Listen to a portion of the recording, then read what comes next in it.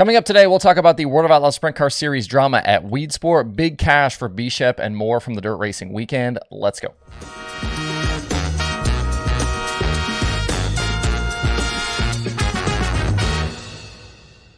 It's Monday, August 1st. I'm Justin Fiedler. This is Dirt Tracker Daily. I don't know if we've had full moons or maybe the heat is getting to people or what it is, but we can't seem to get through a dirt racing weekend without crazy drama here lately. Last week, it was fights at two sprint car races. This week, it was a throne, helmet, and flagman conspiracies at Weedsport. The World of Outlaws sprint cars were in town at Weedsport for 2 nights, and going forward, nobody will remember the Saturday night show for David Gravel dominating the second half of the race and picking up the win. What they will remember the evening for is Sheldon Haudenschild throwing his helmet onto the track during green flag conditions, and for his crew guy flipping off the tower as they pushed the 17 back to the pit area. Late in the race, Sheldon spun out of a top 10 running position and ended up stopped inside turn 1 in the infield. There wasn't really good video of what happened to the NOS machine, so I'm not really sure what the circumstances are with the spin, but the car sat for several laps in that spot in the infield, and the race never went yellow. Sheldon was clearly not happy that a caution wasn't thrown, and after a few laps and some big gestures to the tower to express his displeasure, he tossed his helmet onto the racetrack, and that did cause a caution, which then erased a massive lead for Gravel with like just a couple laps left, 2 or 3 laps left. There was also a brief skirmish when the safety crew tried to tow the car away between the safety crew and Sheldon's crew guys, but eventually the 17 was pushed by four-wheeler back to the trailer with one of his crew guys then showing the bird to the officials in the tower. Gravel went on to the win over Donnie Schatz, and Paulie Colagiovanni was third, with Sheldon scored down in the 24th position. I get here that those guys were upset that the yellow wasn't thrown, and in the moment when emotions are high, people make bad decisions. That's, everyone's competitive, everyone's emotional, and sometimes people just do the wrong thing. But you don't want to see things escalate to the point where they did on Saturday night. This is something that needs to be handled between the driver and officials in a reasonable manner. We don't want these things to play out on the front stretch under green, possibly affect the outcome of a race. Obviously, safety things were in play here. And I feel like there seems to be growing tension right now between the competitors and the series, and I feel like all involved need to get together and just squash this thing. Let's get it all on the table, work it out, figure out, where we can make sure there's enough trust happening and we don't have situations like this blow up. And I think maybe that would have been, the last of it, but if that wasn't enough, social media was again ablaze on Sunday night following Donnie Schatz's dominant win. A hot mic on Dirt Vision caught flagman Dave Farney asking Schatz about the signaling he does with the flags, and folks took that to be some sort of shady situation happening with officials and Schatz. Or, maybe not Schatz specifically, but obviously the guy who ended up winning the race. And for those unaware, Farney is a veteran flagman in the Northeast. He's been doing the signaling like this for years. Farney does a lot of modified shows. There's not a traveling flagman for the World of Outlaws. I don't know if that's something that people understand. Obviously, the World of Outlaws has a ton of traveling officials, but the flagman is not part of that. They just use whoever's available locally. They put an Outlaw shirt on them, and that's just who is in the flag stand. And Farney, being a staple in the Northeast, he does a ton of work for World Racing Group, though. You'll see him at Dirt Car Nationals down in Florida. You'll see him at World Finals. He does all sorts of flagging. He's kind of famous for, the things he does in the flag stand. And whether you agree with the signaling or not, that's just what he does. And, if you want to sit here and say that he shouldn't do that, I'm certainly not going to stop you from having that opinion. Maybe he shouldn't be doing it.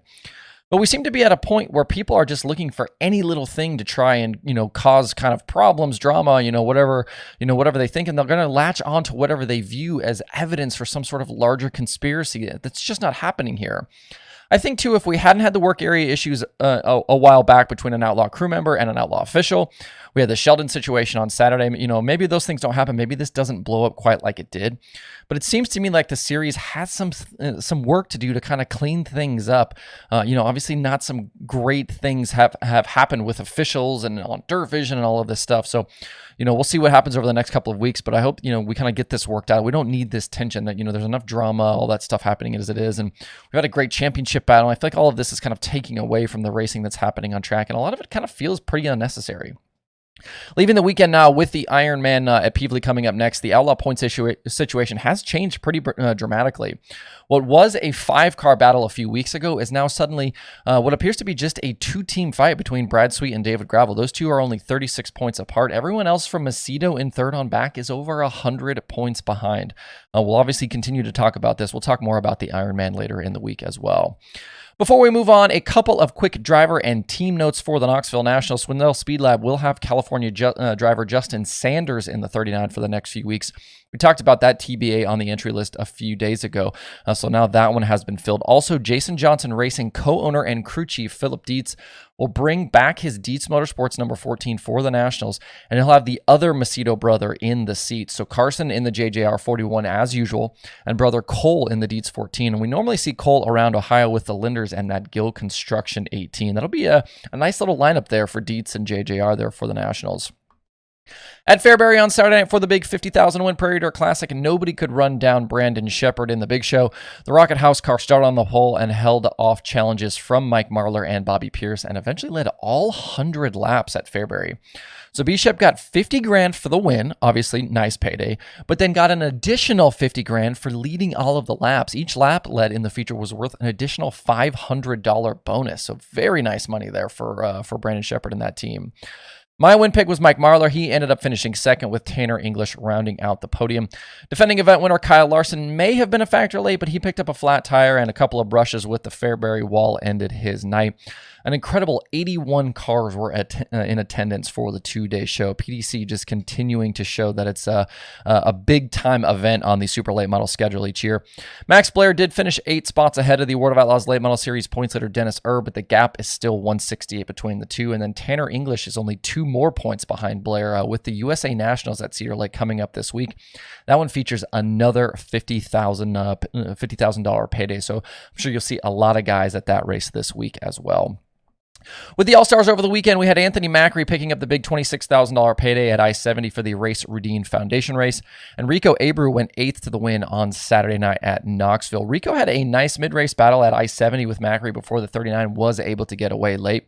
Abreu ended up with a mechanical issue late in that race and ended up out of the event in 23rd. Buddy Kofoid and Justin Peck joined Macri on the podium. A quick note about Buddy Kofoid. Apparently, Bernie Stubjen is not part of that Crouch team anymore, so Bernie focusing right now on Macri and obviously the Indy race part 71, and the Crouch deal has been separated. I just wanted to point that out. The win was Macri's 5th All-Star victory of 2022 and his first away from Pennsylvania. That's a big step here for Macri. On Saturday night at Knoxville, they had a big field of 55 cars. Obviously, this is one of the final chances to tune up for the Nationals, both the 360 and 410 Nationals, so you figured a lot of cars were going to be there. Kerry Madsen led 20 of 25 laps from the pole, but things got good late between Madsen, Rico, and Tyler Courtney, with Rico eventually getting away at the end for the win. It was Rico's first All-Star win of 2022, and I think a sign that the 24 could be a serious factor at the Nationals with Ricky Warner on the wrenches. In the race for the All-Star Championship, Sunshine padded his lead just a little bit more with the gap back to Justin Peck, now 126 points. With other 410 racing taking center stage in the next few weeks, the All-Stars are going quiet until August 19th at Outlaws Speedway. In Indiana, USAC's Indiana Sprint Week closed out over the weekend with Justin Grant earning his first ever Sprint Week title. In 6 nights of racing, he had 6 top 5s, a win, and 5 podium finishes. Just an absolutely insane week for JG. His top 10 streak also just overall is now sitting at 15 straight races, and his season-long points lead has grown to 111 over Brady Bacon. Kyle Cummins was the Friday winner at Bloomington back in his own car. He won from 10th, which is tied for the deepest starting position a winner has had this year with the series. On Saturday night in the finale at Hopstall, Robert Ballou led all 30 laps from the second starting spot to earn his 5th win of the season, topping Cummins and Grant. So with the rocking chair in his possession now, JG will look forward the rest of the season to trying to tie up that season-long championship. The next stop for the USAC Sprint Cars is coming up later in August. That is Kokomo for the SmackDown. Other weekend late model winners over the weekend, including Dale McDowell taking down the Southern Nationals finale at Tazewell. Corey Hedgecock's 11th place finish was good enough for him to clinch that championship. Matt Cosner and Jared Miley were winners at Bedford and Outlaw on Friday. Justin Zeitner won $6,000 on Saturday at Adams County, while Jacob Hawkins, Rick Eckert, and Devin Gilpin were weekly winners as well. Other weekend open wheel winners included Cannon McIntosh getting the Power Eye Midget Sweep between Jacksonville and Macon. Zach Dahm and Paul Nienheiser were MOA winners, and Andy Forsberg was a Sprint Car Challenge Tour winner at Petaluma. Ryan Timms was the Sunday winner at Huset's, topping Matt Jewell and Caleb Johnson.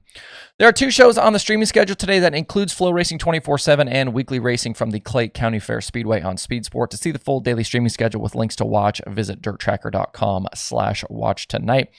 That's it for the show today. Have a good Monday. If you have thoughts about the topics on today's show, please leave them in the comments below or tweet at me. Certainly curious to see what you guys have to say about all of the madness from the weekend.